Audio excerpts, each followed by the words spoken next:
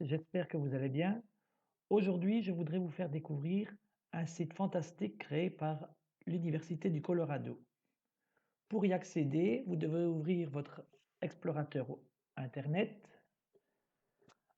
Vous allez sur Google et vous tapez PHET Colorado.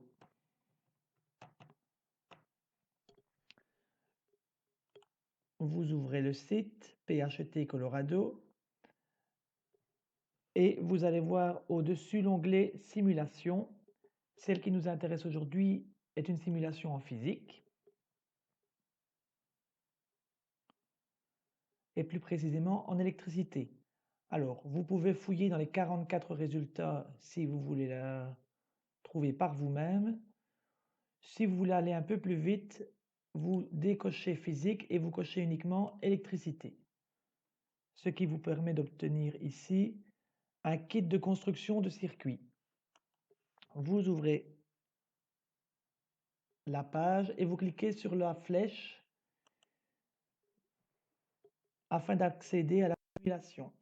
Vous n'avez besoin de rien télécharger, ce qui est pratique si vous êtes sur votre smartphone. Vous pouvez cliquer sur Intro ou Labo. Il n'y a pas grande différence entre les deux simulations. Une fois arrivé sur la page principale, vous disposez d'une fenêtre ici à gauche dans laquelle se trouvent différents éléments pour créer un circuit électrique. Vous disposez même d'un chien. Pauvre bête, j'espère que vous n'allez pas l'électrocuter. Alors, je vais vous montrer rapidement comment on procède pour créer un circuit virtuel. On connecte les objets de son choix sur la page. Évidemment, si on veut que le courant passe, il faut que le circuit soit fermé, ce qui est fait dans un instant. Et voilà, le courant passe. Il est matérialisé par des électrons qui se déplacent dans le fil et dans l'ampoule. Vous voyez que l'ampoule est allumée et vous avez donc créé un circuit virtuel. Là où ça devient intéressant pour moi, c'est que vous pouvez placer différents éléments d'un multimètre sur le circuit. Alors, il y a la partie voltmètre qui mesure la tension.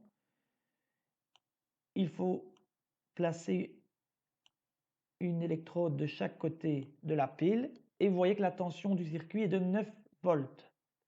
Pourquoi 9 volts? Parce que la pile a une force de 9 volts. Si on clique sur valeur, on voit que la pile avait une tension de 9 volts. Elle est donc capable de pousser les électrons avec une force de 9 volts. Si on veut, on peut aussi mesurer l'intensité en prenant l'ampèremètre et on voit ainsi que la quantité de courant qui passe dans le fil est de 0,9 ampères. Je rappelle que l'intensité, c'est la quantité d'électrons qui passent par seconde dans le fil. Si vous souhaitez modifier les éléments, vous pouvez cliquer dessus, les supprimer, les changer d'orientation. Voilà, là j'ai retourné la pile et vous voyez que les électrons voyagent dans l'autre sens. Vous pouvez même augmenter la tension de la pile. Regardez, je vais mettre une pile hyper puissante. Voilà, une pile de 120 volts, ça c'est de la pile. Vous voyez qu'avec une pile qui possède une tension plus grande, les électrons vont beaucoup plus vite. Ils ont plus de force pour avancer dans le circuit.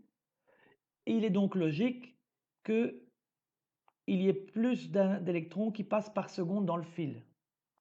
L'intensité est donc plus grande aussi à chaque endroit du circuit.